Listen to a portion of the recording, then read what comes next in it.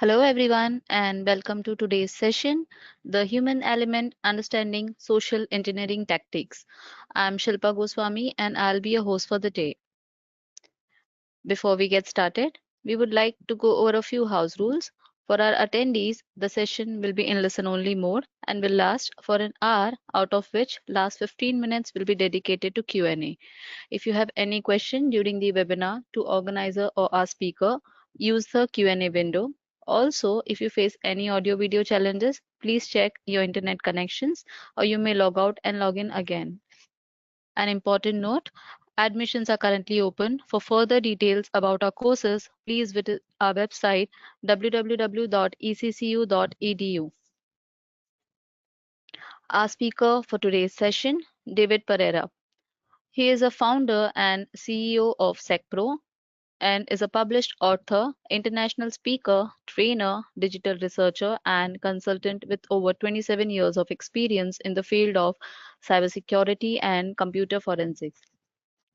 He has developed consultant activities in ethical hacking, malware analysis, penetration testing, and forensic analysis for various national and international companies. David is also an international instructor for law enforcement agencies and companies around the world, including the FBI, Department of Defense USA, Homeland Security, Secret Service USA, USAF, US Marines, Navy SEALs, CBP, and many more. Without any further delay, I would hand over the session to you, David. Thank you so much, Shilpa. Thank you for your presentation. It's great for me to be here. Thank you so much for your time. I hope you're going to enjoy this space.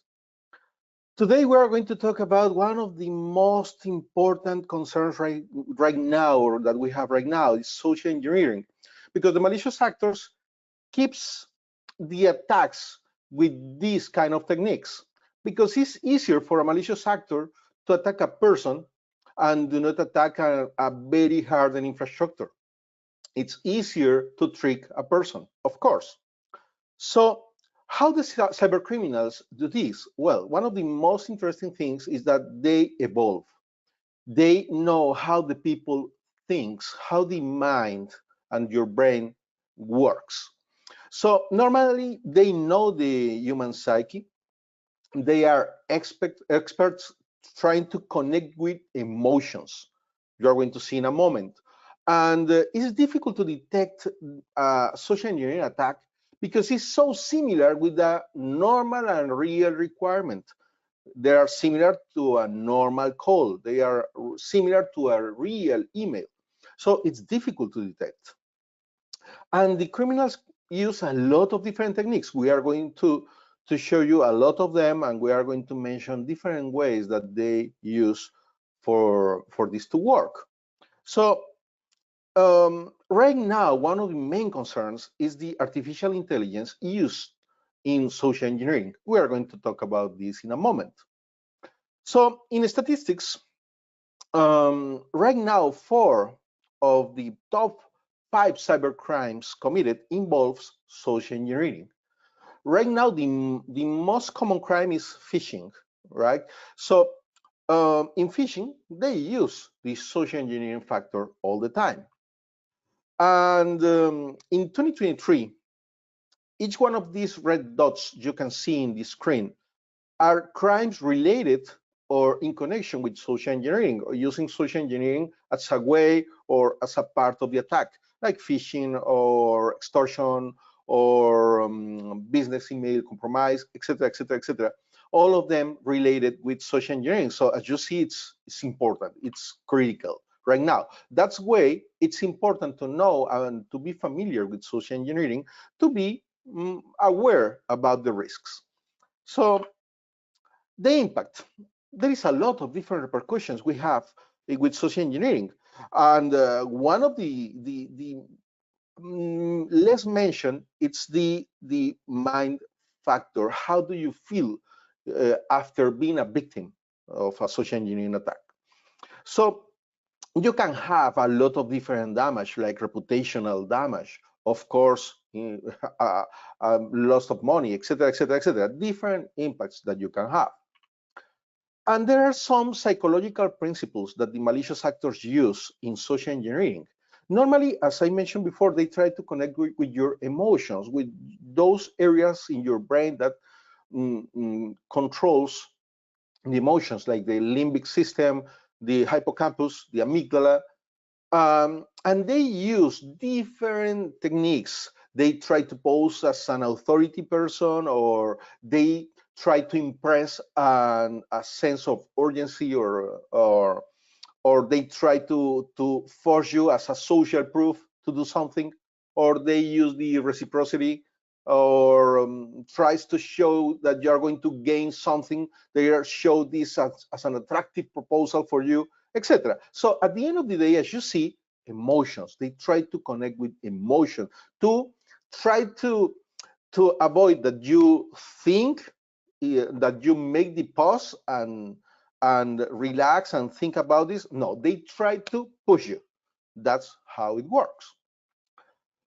I think we have clear understanding right now about the principles. Let's talk about the tactics, how they do this, how day by day more people falls in these traps, unfortunately. One of the most common, phishing, of course. Phishing is not only emails. Phishing is one of the ways. The emails is one of the ways to execute a phishing attack. They can use different techniques. Normally, phishing, the most common, is or start with an email connected with a fake website, and at the end they want information from you, like your password or your username or information about your company, etc. Personal identifiable information, credit card information, that kind of information are looked by the cyber criminals. So, as I mentioned before, they try to put an urgency sense or social proof, etc. So day by day, we receive a lot of emails, and it's very important to follow the cyber hygiene rules. What that means: treat your digital life in the same way you treat your personal real life. You are not going to walk in the street and at the first person at your side you say, hey, I'm David Pereira, I'm working SecPro, I work in ethical hacking, blah blah blah. No, you don't do that. Normally you preserve your privacy. We should do the same in digital world. And a lot of people makes a bad practice. They use their personal emails to send and receive corporate information. That's a bad practice. In phishing, the malicious actors have the easy part, because it's very simple to buy a domain or to create a fake email, like a Chamber of Commerce Gmail or Bank of America at Outlook, etc. It's very easy for a criminal to create this kind of emails. Let me show you something. Um, Here, there is a lot of companies, real legal companies like GoDaddy or similar, that sells domains. If you want to create a company, you can buy a domain for your company. And malicious actors can make search like this, like Citibank or Bank of America, etc. And they are going to receive a list of potential domains that the malicious actors can buy to create a fake website, to create a fake email. And malicious actors use different techniques to create similar emails or similar domains to the real one. In an email, you need to look for some specific parts of the email. Day by day, it's more difficult to detect a phishing attempt because they use artificial intelligence. So previously we say, okay, read the email content, read the body, and normally they make some grammar errors, maybe they have a bad or a bad reading word, etc. But right now, that's not a possibility for us to detect a fake email, because artificial intelligence create a perfect body in the sense you want. So that's not a technique to detect fake emails anymore. You can review the address that you have in the email that you receive. You can review the links without a click in the link. Please do not make clicking those links. Review them. Just position your mouse pointer over the links, and you can review the real destination of those links. But again, it's not so easy because the malicious actors use a lot of tricks, like this list that we have here. They use character repetition or character swap or homoglyphs. They use a lot of different techniques to create similar domains to the real one. So if you are not aware and you are not focused, maybe you are going to miss that part. And there are different tools that malicious actors can use to create or to detect what kind of emails or what kind of domains they can use um, for to create a malicious website. So this is very, very critical. And let me show you a very interesting thing. Normally, you know that the best practice says review the HTTPS part in the URL, and normally that's gonna help. But no, not at all, not anymore. As you can see here, we have HTTPS, the real log here, and www.apple.com. But as you see, of course, it's not the real website of Apple. This website is using a malicious technique. It's called homograph. And as you see, the most common things that we look for a malicious website do not apply here. So this kind of technique can be used for malicious actors. So you need to be aware about these techniques. Smishing, it's a different but similar attack, normally executed with SMS to your cell phone. So you receive malicious message with a URL, with a link. Normally, the malicious actors tries to trick you to a fake website, right? To a fake domain. So you are going to provide your email or your username. Uh, Let me show you how can this be the result. Normally, a malicious actor can create, I'm going to make a lot of demonstration today. So look, I can wait here for the victim to fall in a trap. And if the victim visit a malicious link, let me show you in a different browser. I hope you can see here, perfect. I'm going to open an IP address like a malicious link. As you see, it's like a real Google website, but it's not the Google website. Of course, as you see, the URL is a local IP address, but the malicious actor can send this to you. And if you put your email and your password, let me show you something like awareness 2024 and send design form, the victim is going to be redirected to the real Google website, but the malicious actor already have your information. You see? So this is the risk here. Is difficult to detect, and the malicious actors use very advanced techniques to try to trick you. Well, phishing. Phishing is very interesting. It's normally they execute fake phone calls. So they can have a very well created script, and even so, they can fake their voice. So maybe you receive a phone call in this way. Let's see if this works, I hope. Let's see. Okay. Hi, this is Sandra from Bank X, and you are a great client. You have a great financial behavior, and we have an offer for you. Yada, yada, yada. I hope that this works. And if this works perfect, you can hear a different voice, right? So the malicious actors can do this. And they call you with a good script asking for personal identifiable information. And if you fall in the trap, they are going to have very important information, right? So that's phishing. Pretexting is a little different, or well, it's like an additional part for the phishing.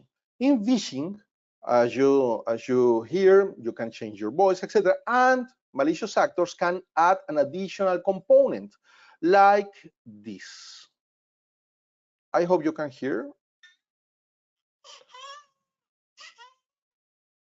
This is a baby crying sound. or they can put an office ambient sound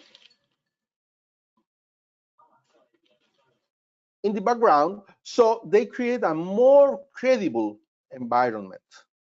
That's pretexting. They put more factors, more components of the recipe to trick you. That's pretexting. The QR phishing. Well, from pandemics to our days, this is terrible. A lot of different actors, in some cases, go to a restaurant and change, in some cases, the QR codes from the menus, in order that the person that reviewed those menus with their cell phone, they can capture information from you. And there is a lot of people that loves QR codes. And in the moment they see a QR code, they take their cell phone, take the photo, visit the website, etc. And it's very easy for a malicious actor to create a malicious QR phishing. I'm not going to execute the demonstration because it's not appropriate, but it's very easy. Please be careful with this QR. It's almost impossible to be sure. So my recommendation is to install a tool that shows you the link before to visit that link, if you want to use QR codes. The impersonation of individuals or officials, this is very common.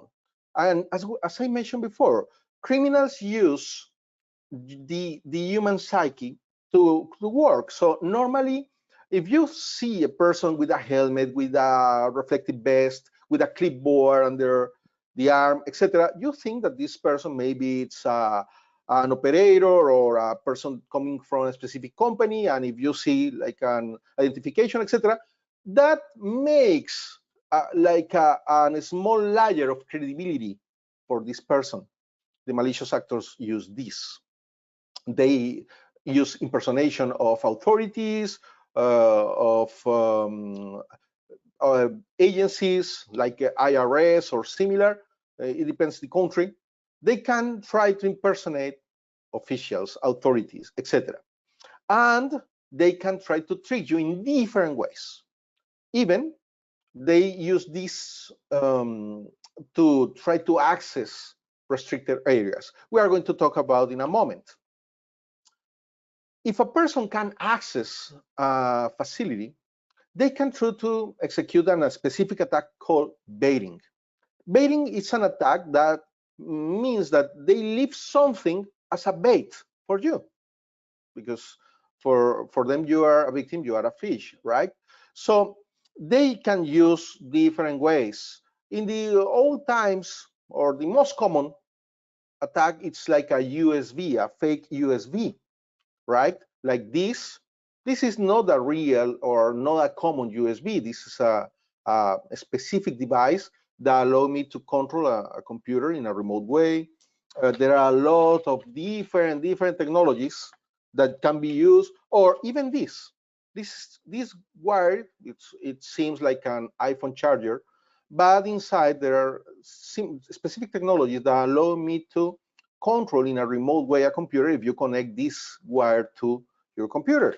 Or there are these kind of technologies. It's called USB rubber ducky. This, similar to USB device, inside contains a specific code installed in this SD card. And if you connect this, let's say that the malicious actor leaves this in a desktop, and you found this and you say, oh, a USB for my MP3 or my videos or whatever. Okay, and you decide to connect this to your computer. Let me show you what can happen. I'm going to do this in a real machine. This is a remote desktop to this machine. And let me show you what happened if I connect this to that machine. No hands. Look. A lot of different instructions are going to be executed in the computer, and you can't control that. And the malicious actor do not need to do nothing. Here are my hands. So as you see, it's very simple for a malicious actor with the baiting attack. Tailgating or piggybacking, or some people say that are the same, some people dissent. Let me explain the different attacks. Tailgating means that the malicious actor tries to access a restricted facility, trying to trick the guard or the controls, the biometric controls or the proximity controls, and they can have a fake ID, etc.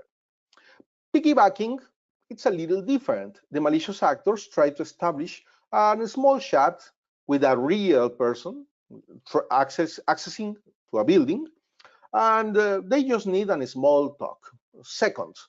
So the guard, the security personnel, thinks that the malicious actors comes with the real person that really works in that facility and allow this intruder to pass. That's piggybacking.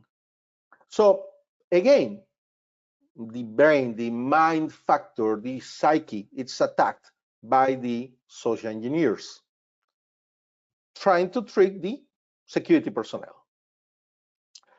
Catfishing, it's very interesting. It's very common right now. It's very common in LinkedIn right now, but normally in any social network happens. Normally, malicious actors can create fake social profiles to establish contact with a victim and tries to generate a relation, a connection with this person. So they try to use different stratagems or strategies like an emergency, so they need to borrow money from you, or they need some specific information, or they want help for some kind of emergency. They try to collect information, etc. And they are fake profiles. It's very common right now. Let me show you. Um, in LinkedIn, as I mentioned before, it's very common to receive invitations from profiles with a beautiful woman, normally in an uncontext photo, in an uncontext place, in a city, in a restaurant, etc. And normally it's a beautiful woman. It's the most common. They have followers, they have connection. In some cases, they pay for the premium services in LinkedIn. So you can review this, and you can take this link, you can copy this image link, and you can use a tool like Yandex or Google Image to look for the real source of that image. So I'm going to select the image option in Yandex, and I'm going to provide the link of that image. And as you are going to see, that image, it's very, very common in different profiles, a lot of different Facebook profiles, in Pinterest, in a lot of different places. So it's a fake profile, as you see. It's a catfishing profile. Very common attack right now.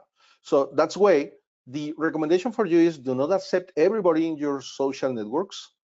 At least try to verify that you know this person, that you really know this person, and try to avoid to provide personal information to a person that you just met. It's very important. Remember, when you publish something or you provide some information, that information do not belongs to you. That's why it's important to control and be careful about what you publish as well. The fake pop-up message, very common attack as well. You are visiting a website and you receive, a pop-up saying that you are the winner of something, congratulations because you received something, etc., etc. Just looking for your click, right? They are just looking for a click from you, like message like this. Congratulations, you are the winner, congratulations, blah, blah, blah, blah. Congratulations, you are the winner, you are the visitor number 100,000, etc. And they offer, as you remember, gain, they offer you something, normally fake. It's very common right now for YouTube channels, etc., that they send fake emails talking about a sponsorship or a collaboration, and at the end of the day, it's a fake message. Another different trick that the malicious actors use is the scareware. Normally they try to make you feel fear about something or apprehension. They say, or they put a message saying, you are infected, your computer is infected, you have a virus, blah, blah, blah, blah. So let me show you. They use this kind of image, warnings, warning, 5 viruses detected, or, well, your computer is infected, click here to disinfect. And they are looking for your click. And if you click in those links, normally you are going to be infected. It's possible to infect your computer only with one click. It's completely possible. Perfect. Right now, the malicious actors are using social engineering with artificial intelligence, or use the artificial intelligence to support their social engineering attacks. And this is just going to be, this is growing and growing and growing day by day. Let me show you some examples. There is a specific trick called deepfake. And deepfake can be related to image or video or audio.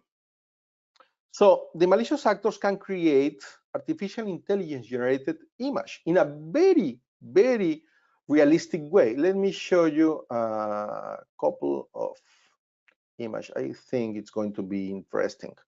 Let me show you one. There is a nice website. It's called "This Person Do Not Exist," and you see this website allows you to create a profile with persons that are not real. They can generate random faces, or if you want a female face, they can create them for you. So the malicious actors use these kind of tools to create fake profiles.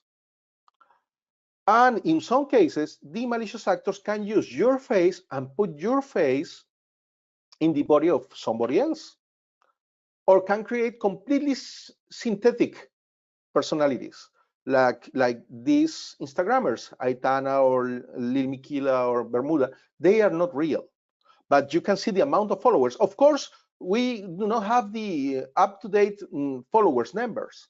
This is huge, 300,000 followers or 2.6 million of followers to synthetic personalities. These beautiful girls do not exist.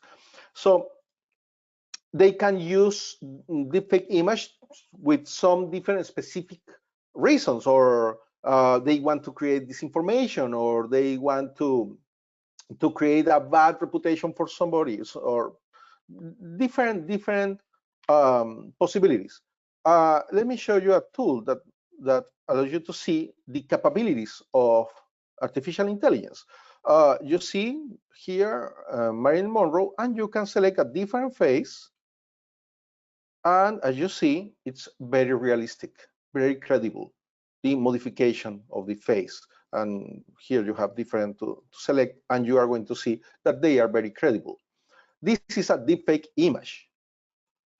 But in the same way, the malicious actors can create videos and put your face in the body of somebody else doing something.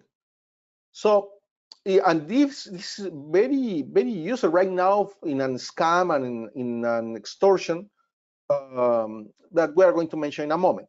So this kind of attack can be used to identity theft, to fraud, to media manipulation, to create disinformation, or to sabotage. There is a very interesting case, a terrible case. A finance worker pays $25 million after a fake video conference. All the attendees, but the victim, were fake. And this group of criminals trick this person, and this person pays 25 million thinking that there are real people. This is a case. You have the link in the lower part. You can review this from CNN. It's a real case. And the malicious actors have day by day better tools. Let me show you an interesting case. As you see, here we have a very well-known scene, Leonardo DiCaprio, etc. And you can select the different faces that you can put, I'm going to reverse this to these characters, and as you see, can be executed. And this is a very interesting channel. They are very clear that this is a parody, this is fake, but you see that this guy creates Tom Cruise videos, very credible videos. Look. This is a 5-second impression of a snapping turtle coming out of its shell. You see?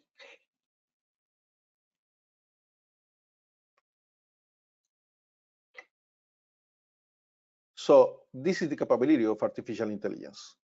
So day by day, this evolves, and the malicious actors evolve at the same pace. We need to evolve as well. Voice cloning, it's another factor. Right now, one of the scams that we are investigating are related with this. A malicious actor just needs seconds from your voice. 25 seconds is enough to clone a voice. Not in a perfect way, but if you have more and more and more audios from the person, you can create a very credible voice. So this voice cloning allows a malicious actor to take the voice of a specific person and create the message they want in a very simple way. There are a lot of different websites that allows to do this. I'm not going to show them, but I can show you a website that allows me to create something very interesting. Let me show you. This website allows me to record my voice, and then I can put any of these voices to say what I record. Let me show you. Let's see. This is a simple demonstration of social engineering. That's it.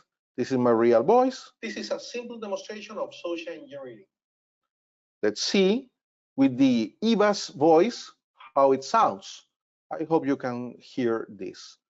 It takes seconds to create this. As you see, there are different characters, and some websites offers. This is a simple demonstration of social engineering. You see? And there are websites that allows to clone voices. They offer instant voice cloning, and you just need the examples of the voices, and this tool creates a very realistic voice, very close. We reviewed this with the specific technologies, and it's almost impossible to separate the real to the fake artificial intelligence voice, and they can call you saying anything. It happens. As you can see, some news are already talking about this. This is a very real case. Jennifer Di Stefano received a supposed kidnapper call with the voice of her 15 years old son. So this is real, this is critical. That's why we need to know about this. The deep news are terrible. Just think about your face in the body of a porn actor, actress, or in the body of a person doing explicit or having an explicit activities, right? So, and the malicious actor send this video to you and threat you saying, I'm going to send this video to your contacts, to your family, to your wife, your husband, etc. At least, or you need to pay this amount of money. So I'm not going to send this video. There is a lot of different websites right now and that allows a malicious actor to put any face in anybody. Or they can take your face, or they can take your real picture and remove the clothes. This is real, and it's happening right now. And of course, there is a lot of different crimes here, like extortion or sextortion or cyberbullying, but that's happening right now.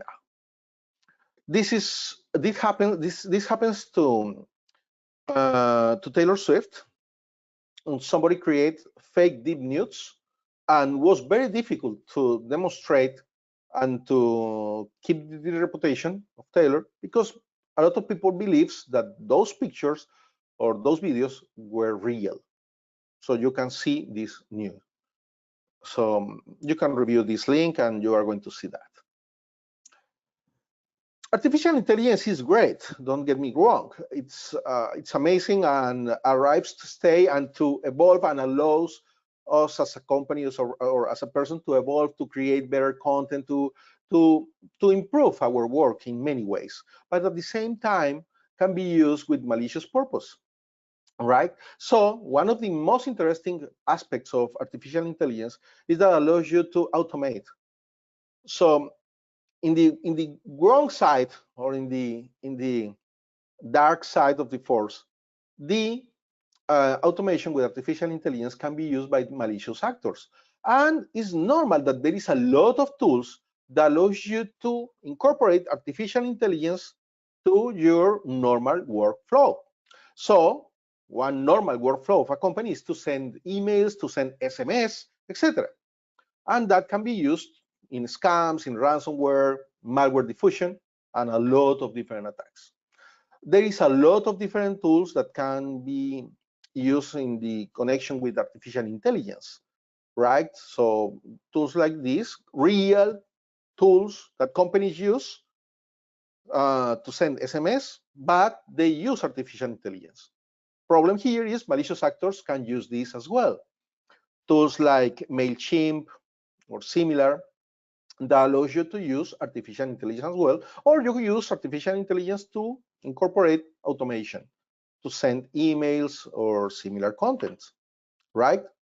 Or any kind of repetitive tasks, and even the entire workflow from the mail creation, send this email, verify the receipt, etc., etc., etc. All of these can be automated with artificial intelligence. There are interesting tools created with good purposes that can be used by malicious actors. Tools like allows the automation like Zapier, and there is a lot of different tools that allows the integration, and malicious actors can use these tools in a bad way, of course, trying to trick people to fall in different traps like phishing or smishing or breaching or any of these or attacks that we already mentioned. Some recommendations. Well, the common sense is the best defense, right? Be aware, be focused, and keep in mind that there is a lot of risk, there is a lot of malicious actors trying to steal your information, so you need to be aware. As I mentioned before accepting someone as a contact in your social networks, try to validate that this person really exists, right? That this is a real person. If a supposed bank or similar entity calls you, do not provide personal identifiable information. Do not answer questions like, who is this? Or if they are calling you, they should know who you are, right? If they are the real bank, they have your information. Normally, the recommendation here is ask them for a landline to call them back. Normally, there is no criminal that provides you a landline because a landline can be traced by authorities. They normally gonna say that they need to solve this issue in this call, and you need to make a decision in this call, and it's not possible for you to call them back. They are going to put excuses about this. So you know, just hang the phone. If you want to verify with the bank, you can call directly to the bank or to the institution. Never provide your name or personal information, never in a phone call. Do not visit links that arrive in WhatsApp groups. Just for being published in internet, don't make the things real, right? So do not click in WhatsApp, in links in WhatsApp groups or in SMS message, etc. Validate them. You have different tools, a lot of different tools like the Netcraft toolbar that allows you to detect if a website is real or not, or Fish Tank that allows you to report a fake domain or a fake email. It's very simple. Even you can query. Let me show you. You can query in a specific URL. You can query in Fish Tank if that URL is real or not, if somebody already report that URL, and you can verify if it's real or not. So you have different reports here, and you can query about specific URLs. So this is a very useful tool. Another recommended tool you should have in your browser, those tools are for browsers, uBlock or AdBlock. These kind of tools block pop-ups. I use them. All the tools I recommend are used by me and by my team all the time. As you can see, I have them. I have the uBlock. So it's very interesting and very useful because they stop the pop-up message. So you are going to be a little safer. One important tool that you should have, NoScript. NoScript is a nice tool that stops the automated scripts that be executed in your browser. Let me explain a little bit. If I visit a regular website like CNN.com, they normally try to execute scripts that you don't even know, right? It's automated. I'm never gonna say that this website have nothing malicious. No, I just want to show you that this website, like any other website in the world, tries to execute some scripts. Normally, they have, this is defensive, they try to know where are you located, so they are going to show you the news related to your area, etc. Normally, a real, legitimate, clean website like this use scripts to provide you a better experience and provide specific advertising oriented to you. But malicious websites use similar technologies that runs in automated way to attack you. So this tool, NoScript, shows you the scripts that are trying to run in the moment that you open a website, and this tool stop them and you can make an informed decision. You can decide, okay, I want to execute these scripts like this one. I'm going to provide permissions, so the scripts are going to be executed like this, right? But they are going to stop the scripts. The tool name is NoScript. Very useful, very recommended in your browser. So you are going to be a little safer as well. Again, if you receive a file from a person that you do not trust or a person that you don't know, etc., before to open that file, you can use tools like VirusTotal or VirusScan to review those files. So those are online sandbox. That means that online you can run different anti-malware tools against the file you are reviewing, and they can detect if there is something malicious inside. Another recommendation, use a password manager, because passwords are one of the treasures that the malicious actors look for. So password manager helps you to keep your passwords in a safe place. And you don't need to remember so huge passwords. You just need to remember a very complex password that allows you to access your passwords. Never click an email without confirming the origin. Verify the HTTPS in the certificates, but as I show you, it's not definitive, but helps a lot. Multi-factor authentication, then definitive, important, critical. My recommendation, all the time activate multi-factor authentication. That means something you are, something you have, like you need a password to access a website, and in addition, you are going to receive a text code by SMS, or you are going to receive an email with an additional code to access to your email or any service, your bank, etc.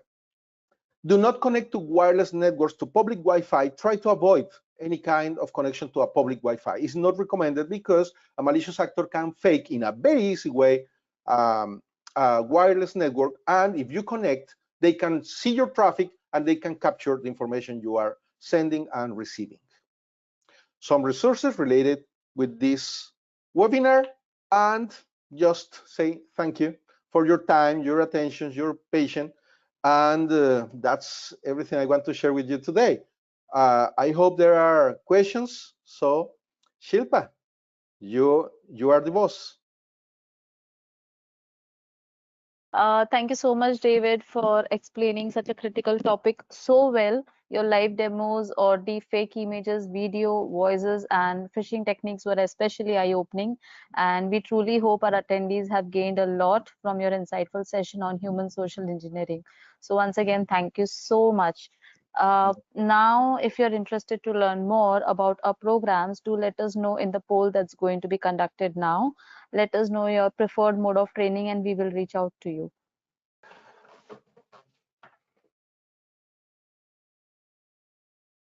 So, David, shall we start with the Q&A? Of course, please. Yes. So, our first question to you is, how can awareness training and education programs be effectively implemented to combat social engineering? That's a great question. My recommendation is to be disruptive. You need to use new techniques because normally companies create the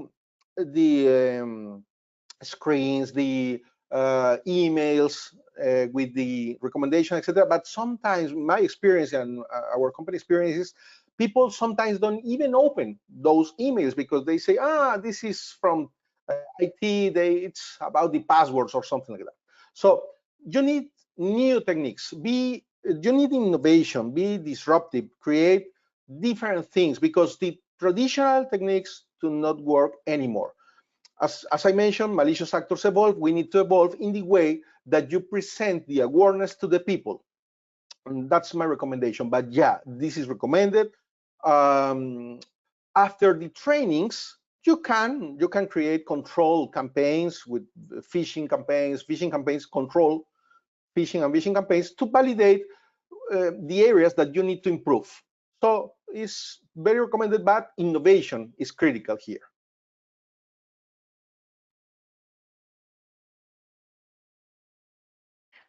Thank you, David, for answering that question. Our next question to you is, what are the legal and ethical considerations surrounding social engineering testing and defense strategies? Well, mm, normally from the ethical perspective, um, companies can test the areas that they need to improve, and you should, because remember, the malicious actors.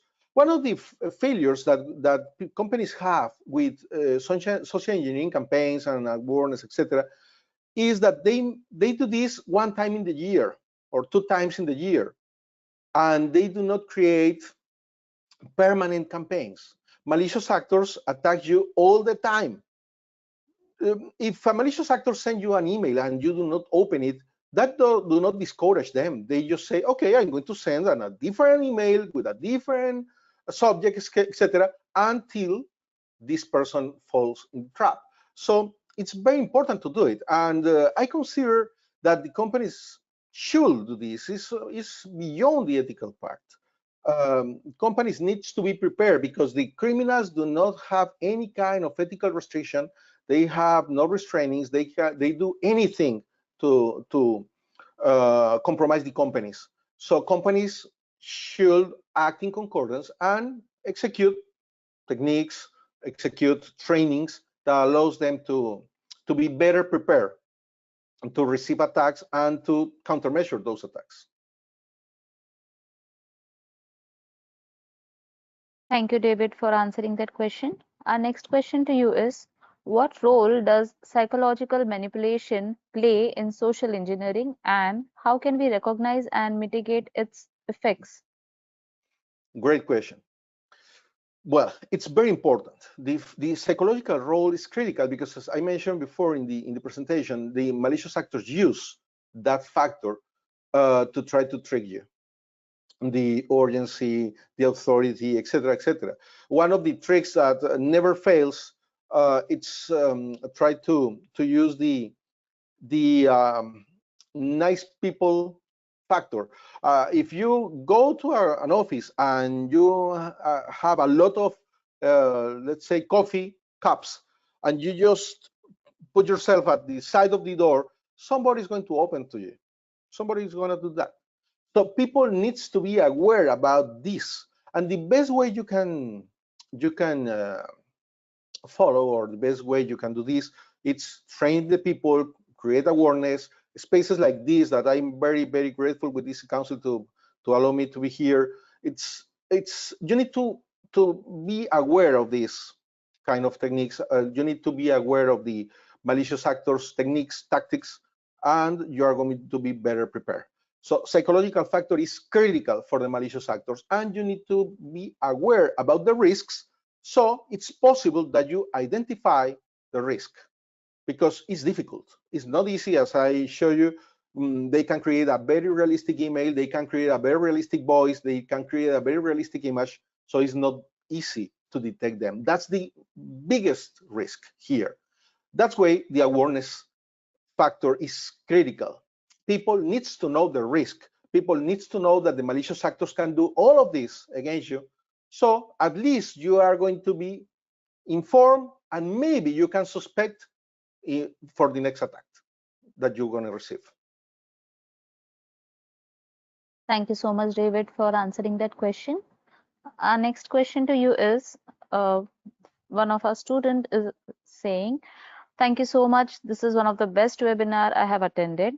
As a Thank you. new student, what are the methods I can't use during my research in other for me not to fall in the hand of hackers? Wow, very interesting question.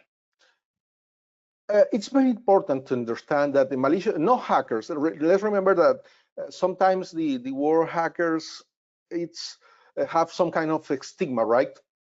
The word hacker, it's related to a very, very clever person, very smart person that try to solve a complex problem with a different solution, right? Normally, I talk about cyber criminals or malicious actors or adversaries, because it's better. Um, we need to have in mind that the tools that the malicious actors use are similar to the tools that we, as advisors or ethical hackers, etc., use, right? So at the end of the day, these cybersecurity tools are the same. The difference is the purpose. The difference is the intention. For the students, I'm going to make let's say a confession, or I'm going to make a disclosure here. One of the questions in the Certified Ethical Hackers exam that you are going to receive, it's possible that you will receive this one, it's what's the main difference between an ethical hacker and a malicious actor? Normally, the proper answer is that you, as an ethical hacker, have the permission of the owner of the infrastructure, the company, the entity, to make your tests. The tools are similar, the techniques are similar, the tactics are similar, but the difference is the purpose. You are trying to protect an infrastructure. You are trying to make a company safer, to harden their infrastructure. You cover the vulnerabilities, you discover them, provide this information to the IT team, the blue team, the system manager, etc., so they can remediate that vulnerability. So that's the main difference, not the tactics, techniques. Those are the same. The difference is the intent, the purpose, the objective. I hope I answered properly. Yes, thank you so much, David, for answering that question. We'll take last two questions for the day. Our next question for you is, why QR code readers app do not scan the QR code for malicious URL? It's up to you. My recommendation is, you already know that this can be dangerous if you are not sure about the source, the origin of this QR code. You can use tools that allows you to see the URL, the final destination of this QR code. So you can see the URL, and you can use tools like URL void or similar. Let me show you one nice tool. It's called URL void. Sorry. URL void, it's a tool that allows you to analyze the reputation of a URL. So you can use this tool, it's online, URL void. You can review a URL and you are going to receive an analysis of that URL. I just used this yesterday. And look, you can see that nothing is bad in that URL. So you can use that kind of tools to validate before to visit a QR code link.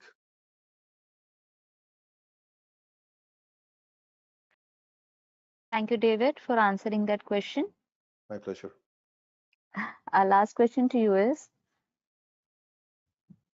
what what's the purpose of attempting to connect you to a fake LinkedIn profile?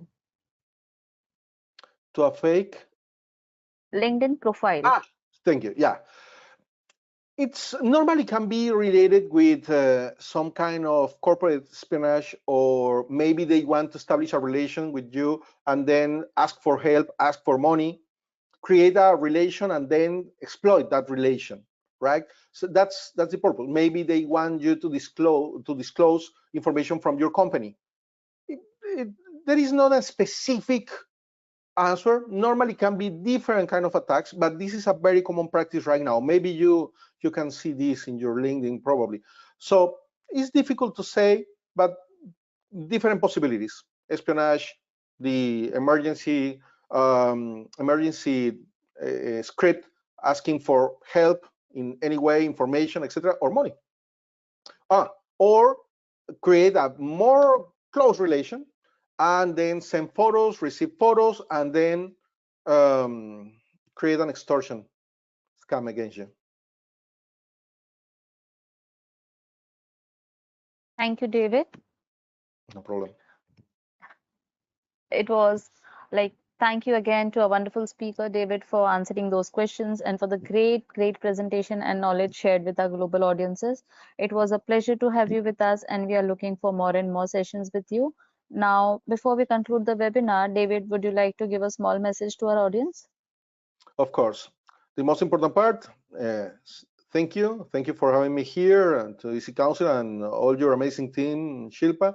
Thank you for all the people that bring us little time for me. And please be aware about the risks. Remember, you are the difference between to be a victim or not to be a victim. You decide. It's up to you. So please be aware, get informed, and remember, there is a lot of risks. You make the difference. And provide this same knowledge to all the people you can. Please be an evangelist about this. It's very important. Thank you so much, David, for the message to our audience and spreading significant awareness among our audience and helping them to be more cautious moving forward. Thank you so much, David. Pleasure having you. Thank you.